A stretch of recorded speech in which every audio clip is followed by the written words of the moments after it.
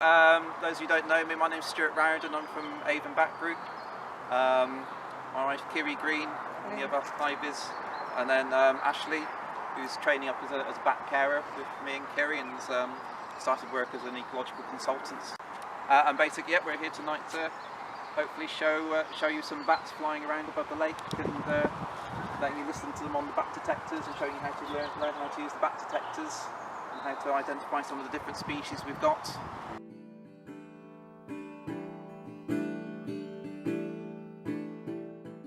Avon Bat Group, we cover all of Old Avon, so we're going from say Yates down to Weston-super-Mare, and then over to east of Bath. And basically the idea of Avon Bat Group is we're a group of volunteers looking to try and do whatever we can to conserve bats. So we'll do educational stuff like this. We'll go out and put bat boxes up on trees. We open the boxes and see what bat species are actually in there, so we've got licenses to let us do that. Part of population monitoring, so we want to see what bat species are around, especially if we're picking up any of particularly the rarer ones like the Becksteins and Barbastels, for example. We can get the bats out and weigh them, sex them, so we can get an idea of what the population is doing. Also go out and do surveys with bat detectors, see where there might be important roosts, foraging habitat, commuting routes. So ways they get from the roosts to the foraging habitat, and then we can send all that data into the local council to the record centre, and then anybody who's going to be doing any developments, like large housing development for example, if they've got all the bat data, then they've got to be able to design the development to take the bats into account. So we might say, oh, well, this field's really important for bats for foraging, so don't build on this field. We could do radio tracking as well. You can get little radio tags to put onto a bat. And then basically what we'll do is we can catch the bats under licence, get a bit of glue to attach the tag to the bats. The glue's designed so it deteriorates over a few days and the tag just falls off the bat eventually. So they're not birds, they're a mammal just like us. The bodies look, they might not necessarily look much like us, but if you hold up a bat and compare the physiology to ours, bats belong to an order of mammals called Chiroptera. They're not rodents. They're their own order of mammals. Chiroptera means hand wing, and basically, if we could fly, we'd be flying the same as a bat. So they've got the same setup as ours, so down to the elbows, and then imagine your forearms just got much longer, and then the claws sticking out here, the front's your thumb. And then imagine your fingers have got so long you can reach down to your ankle and scratch your ankle without having to bend over. So your fingers have got really long. And then just all the skin's filled in between your fingers. And that's how you fly. They've still got all the joints in their fingers as well, so they can wiggle the wing around. So as they're flying, they can just make a slight movement with their finger and change the wing shape. So hopefully when we see them flying around and you'll see how fast and agile they are, one of the benefits they've got is that they can just make these tiny little alterations to their wings. A bird's wing's different. You've only got sort of the main bone going out to here, and then there's nothing else. It's all feathers then for the rest of it. So bats can see just as well as we can. So if people saying blind as a bat, that's not true at all. Bats in this country all see in black and white, because even for a bat it ends up getting too dark to be able to see, and that's when they end up starting to rely on echolocation, which is what we're going to be using the bat detectors to listen for.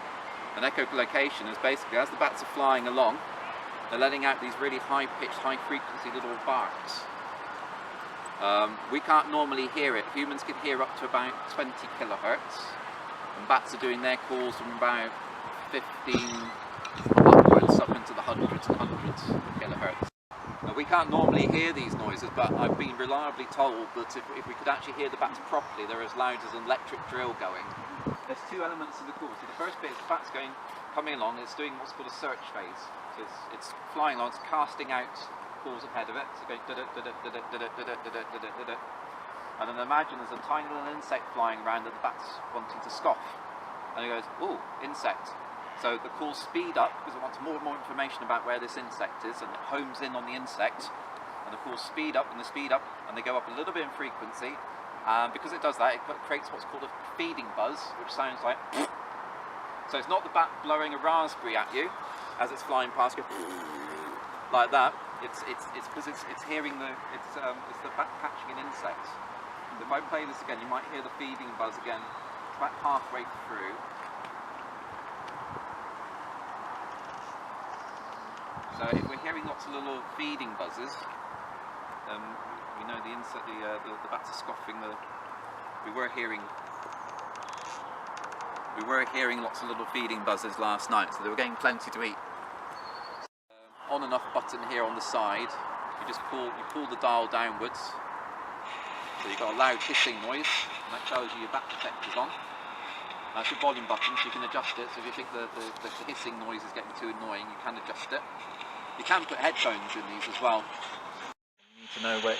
First of all, you need to know if there's any. Which got a peak frequency of 45 kilohertz. Peak frequency means that's the point at which the call's the loudest and the strongest on the bat detector. So if you're tuned in at just the right bit, it might be so loud that it'll actually be making the bat detector vibrate from the power of the call. Normally, if you're on about 45, you'll quite often pick up a lot of the different calls. So if you hear something that sounds a bit like a notch when you're on 45, try whizzing down to 20. If we got little bats flying around us, and you're on 45, and you're either not hearing anything or you're just getting really tinny little noise, if you then just turn your dial up to 55 kilohertz, hopefully you'll get a really strong pipistrelle noise at 55, and that tells you you're seeing a soprano pipistrelle bat.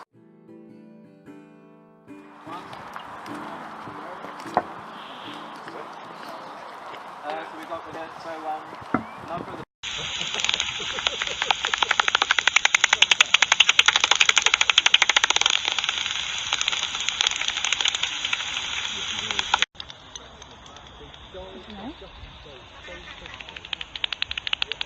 another soprano pip.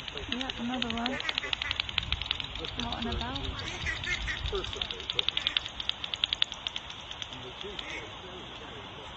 Soprano pips like bodies of water, and it's pipistrelles that don't particularly like them. Soprano pips particularly like them. Yeah, but the common doesn't as much. So they're more of a generalist. Yeah. And hopefully the little Bentons will be coming out soon as well. Yes. That's the little Benton. That's one of my favourites. They've got really large feet. And they're one of 7 Myotis bats.